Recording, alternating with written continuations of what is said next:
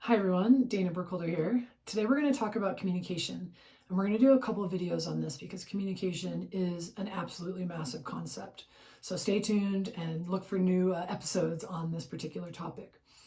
One of the things we're going to talk about today is how communicating creates a stronger action. So, for example, if I'm in a passing pattern with somebody else, and the ball is going to the other person and I don't say anything, they're still deciding whether it's theirs or not. They're still deciding whether it's in or out. And they're having to do all of that deciding on their own, right? And all of that deciding is, let's say, happening at the same time as shaping the skill to execute the pass. Now, if in that same scenario, as soon as the ball is served and I recognize it's the other person and I communicate yours in, that player is going, that's mine, that's in, I know that now, let me start shaping my skill stronger and earlier. And as a result, that individual will be able to even have that decision made for them or agree with the decision that was offered to them, thereby making their own decision sooner and be able to execute and start to execute and shape way, way sooner, which is a much stronger demonstration and execution of a skill.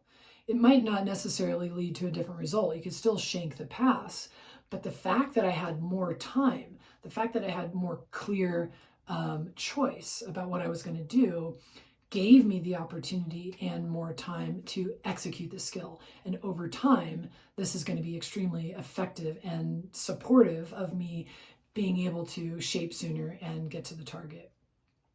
This obviously applies in a lot of different contexts, but if you're a player or a coach, let's think about how can your communication inspire strength or more empowered action. For example, as a coach, let's say this ball is about to be served and you just tell your players, look at the serve, look at the server. Immediately, maybe they were looking at whatever, or they're kind of distracted, or they had a broad focus, and you said, look at the server, and boom, they look at the server. That empowered them to be more attentive to what was about to happen. Or let's say that, for example, as a middle blocker, we're running a play, me and the setter, we've decided that we're running a play. And when I transition, I communicate that I'm still running that play. And I'm like, 1, 1, 1.